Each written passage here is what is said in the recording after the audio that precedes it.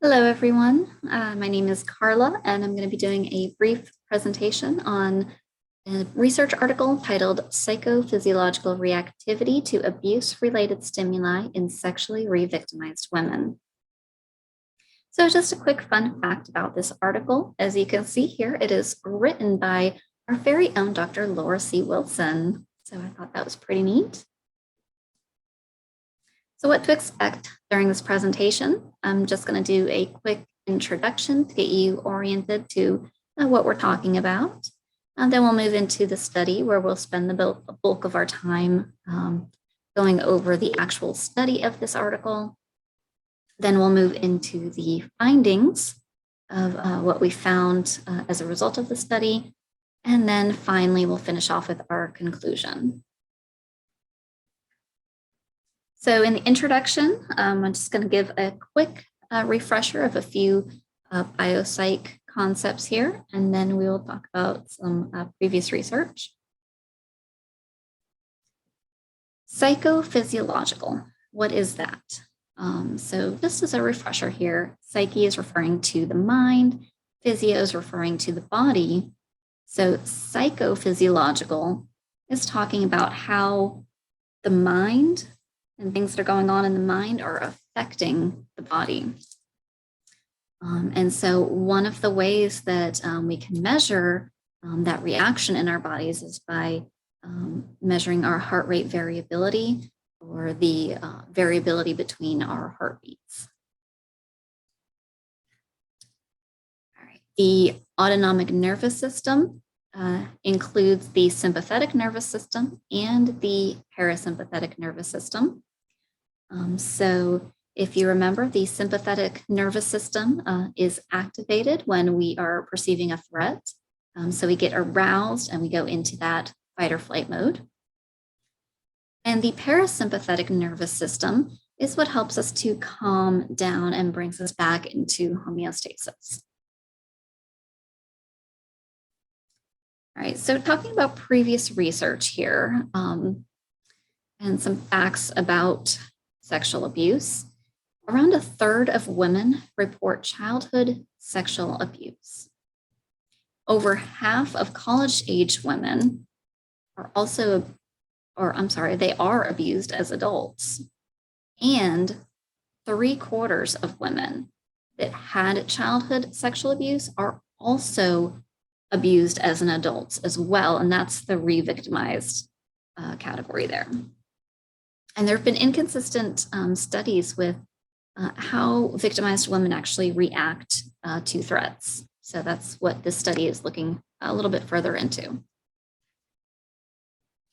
So moving into the study, we're going to talk about the method that was used for the study and the hypothesis. So to start off with, we're talking about the participants of the study. Were 123 women. They were all undergrad students between ages of 18 and 22, and 70% were Caucasian. They were all divided into 4 groups. We have the group that was never victimized, that has no sexual abuse in their history. Then the adult sexual abuse group was only victimized as an adult. Childhood sexual abuse group only had sexual abuse occur in their childhood. And the re-victimized group had both childhood sexual abuse and adulthood sexual abuse, that they were re-victimized. The measures of this study, we have the Child Abuse Survey and the Sexual Experiences Survey. And those surveys were used to to see which group each woman belonged into. And then the emotional Stroop paradigm, which we will cover more in just a second. There's a neutral baseline video and a heart rate monitor that was looking at the heart rate variability and the interbeat intervals. Okay, so the emotional Stroop paradigm. This is when words are flashed on a screen, and there are 4 different categories of words. First category was just a control where it just had X's. The next category was a neutral category, and it showed words related to fruit like apple, banana. Next category is a general threat. This could include words like fire or bear or things like that. And then the last category was specifically for words related to sexual assault and victimization. So how this emotional strip paradigm worked is that the words were all in different colors and they were all randomized. And these words would pop up on the screen in different colors. And the participant would have to press the key responding to the correct color of the word. And of course, these measures, the physiological measures and the reaction time was measured for how quickly they responded. So the online questionnaires, as I mentioned before, those were the 2 surveys that they took. That was done online before they came to the lab. And in the laboratory, they started off with a baseline video just to see, where their base is. Then they moved into the emotional Stroop task of watching those words flash across the screen. And the interbeat intervals are recorded throughout the entire process there. All right, so for the hypothesis, the researchers of the article predicted that psychophysiological differentiation during the administration of sexual threat words would occur. And to break that down further, they predicted that the group with the childhood sexual assault would have the highest psychophysiological reactivity, and that would be indicative of a protective response to the abuse-related stimuli. On the other hand, they predicted that the revictimized group would have a lower psychophysiological reactivity, and that would be indicative of a blunted response to abuse-related stimuli. They were also predicting the reaction times of responding to the sexual threat words. They predicted that the childhood sexual abuse victims would have the fastest reaction time, while the revictimized group would have the slowest reaction time. All right, moving on to the findings, we're going to look at the results of the study and then revisit the hypothesis again to see what the conclusions of that were. So for the results of the study, the childhood sexual assault victims had heightened sympathetic activation at both the baseline and task, the emotional Stroop task. So that means that they were highly activated the entire time. The revictimized group had a decrease in both the parasympathetic and sympathetic activation, moving from the baseline to the task. Both of them decreased.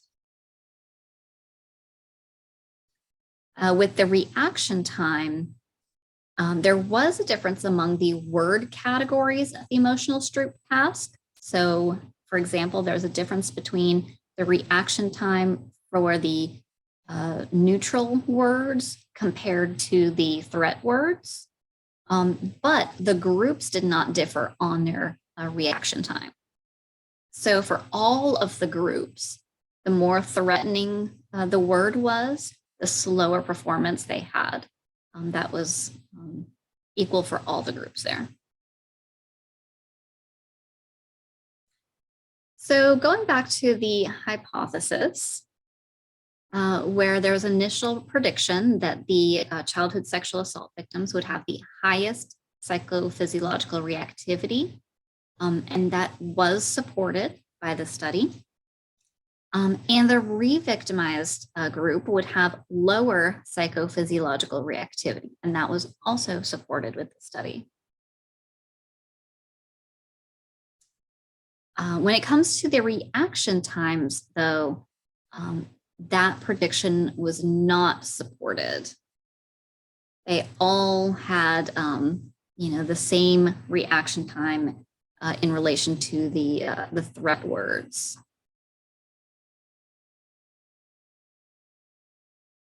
So in conclusion, we're going to talk about what does this mean and where do we go from here in future research. So what does it mean? So the childhood sexual assault victims had a heightened sympathetic response that was found in this study. That does show that it protects them from future threats, and that is an adaptive response that they have learned based on their experience in childhood.